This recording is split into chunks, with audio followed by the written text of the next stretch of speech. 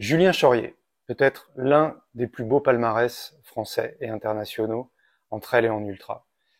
Julien Chaurier, ce sont des victoires déjà à l'époque sur la Hard Rock, une première et une deuxième place, 2 victoires sur la Diagonale des Fous, des victoires au Mute, des podiums et un top 3 notamment sur l'UTMB.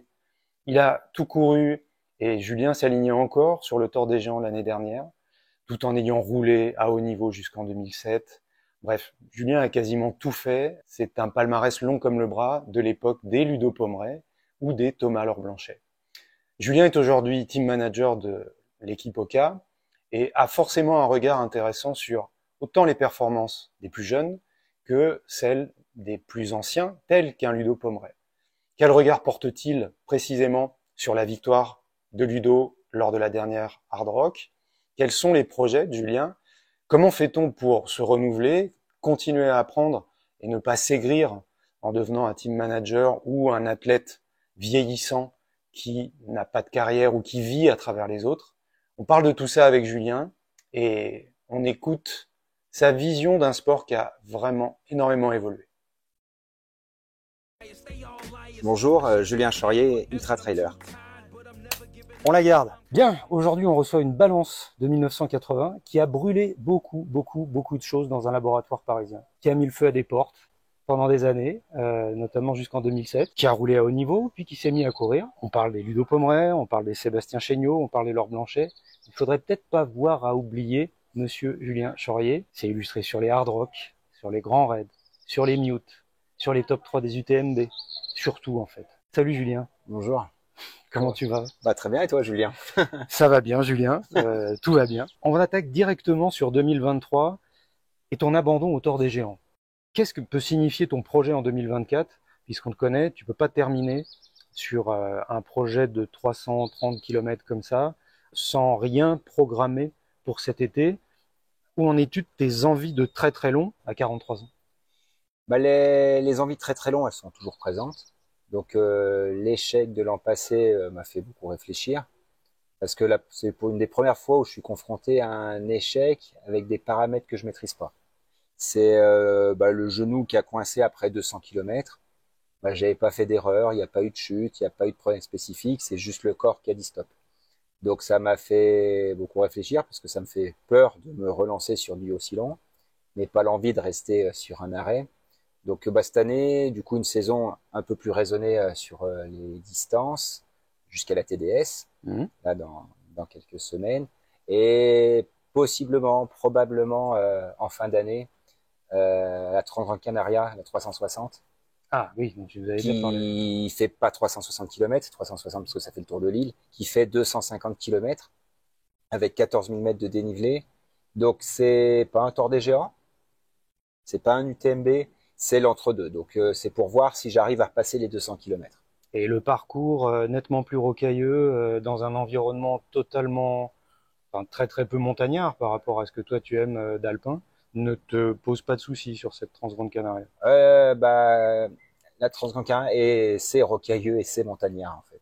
Oui, mais c'est quand même une autre musique que d'être dans des alpages avec des vaches. Ah, c'est sûr que c'est différent et il y aura un paramètre à gérer au mois de décembre, c'est la chaleur. Et donc ça va être différent. Vaut mieux la chaleur que le mauvais temps. Mais du coup, c'est un environnement qui est un peu plus simple aussi, je pense.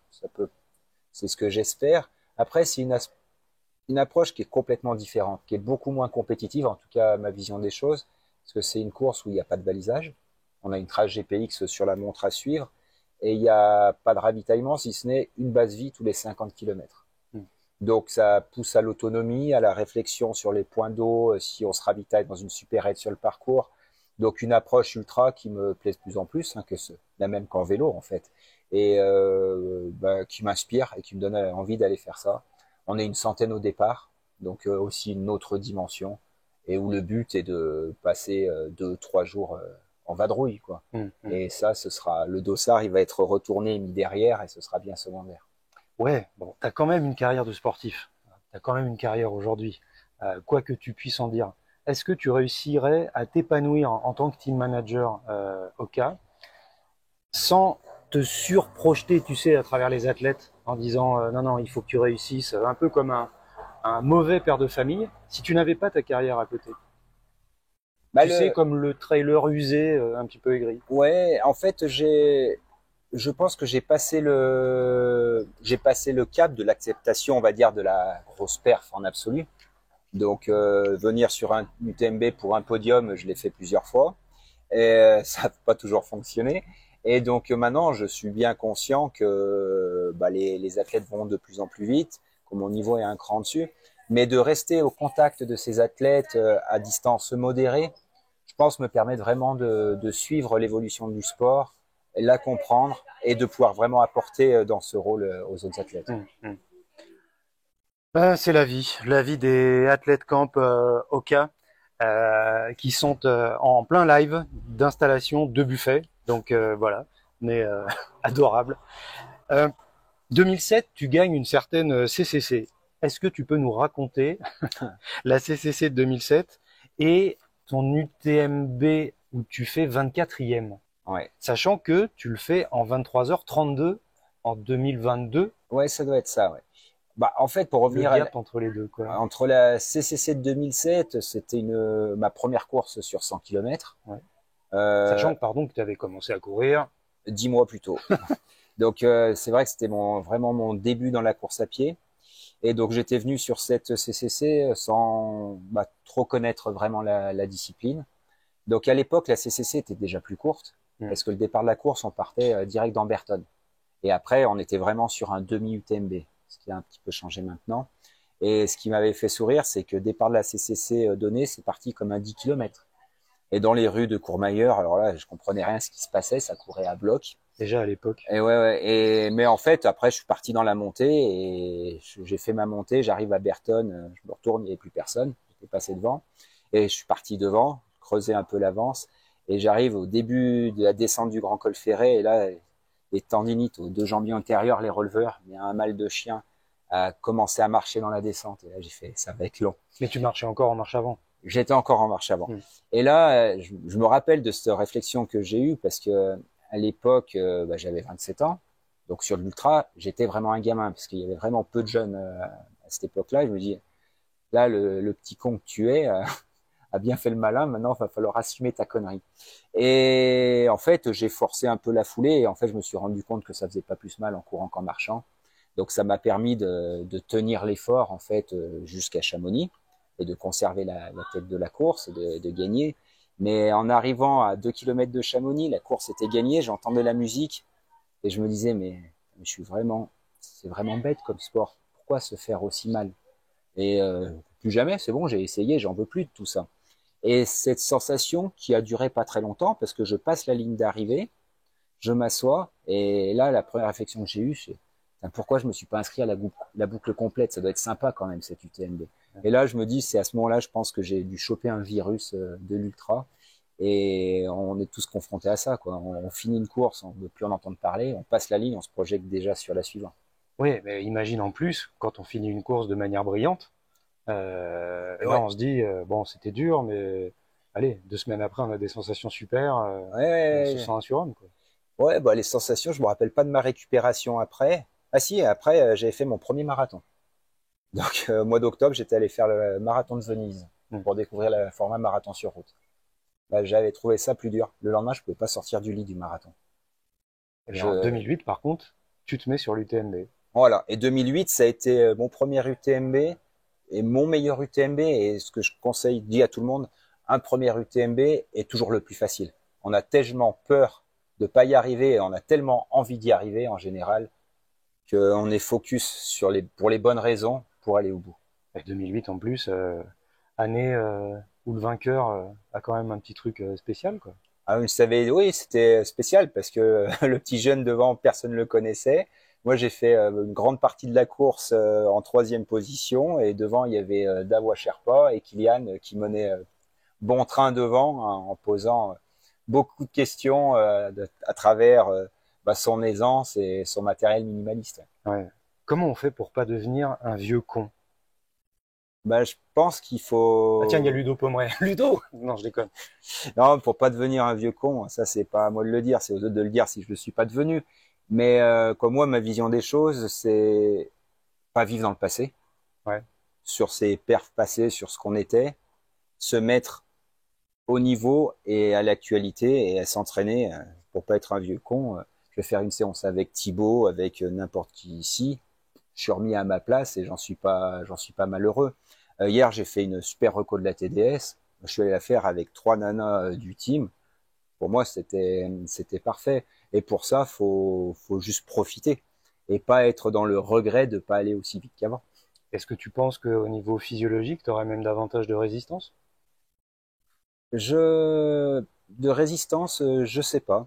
Ce qui est surprenant, c'est l'évolution du sport. Moi, avec Strava, avec les datas que j'aime beaucoup, sur beaucoup de parties entre un UTMB 2008 et 2023, je vais plus vite en 2023. C'est 2008 où tu fais 22h31. Voilà.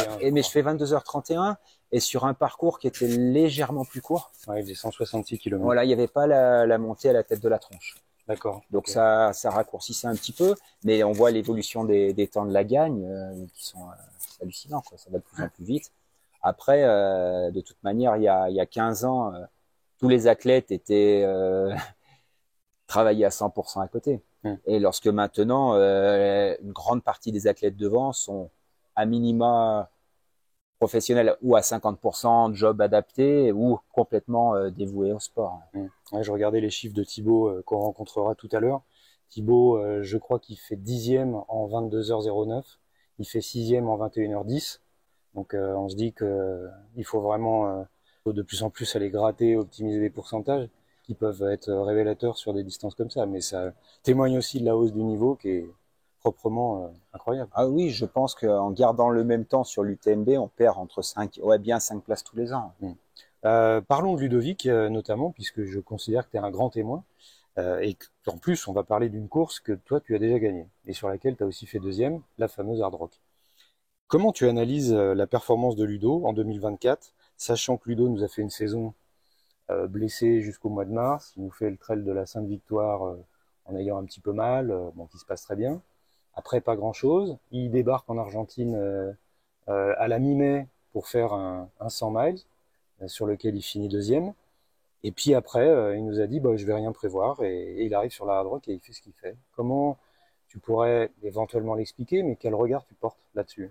C'est un regard qui est admiratif à plusieurs égards. Il y a de la perf en absolu, que n'importe qui, et ça reste le meilleur chrono sur la boucle dans ce sens-là. Donc c'est incroyable. Sur la personnage, il y a plusieurs choses. Il y a la durée, parce que je sais plus si c'est ma première ou deuxième diag que je me retrouve sur le podium juste devant Ludo. Je gagne, il fait 2.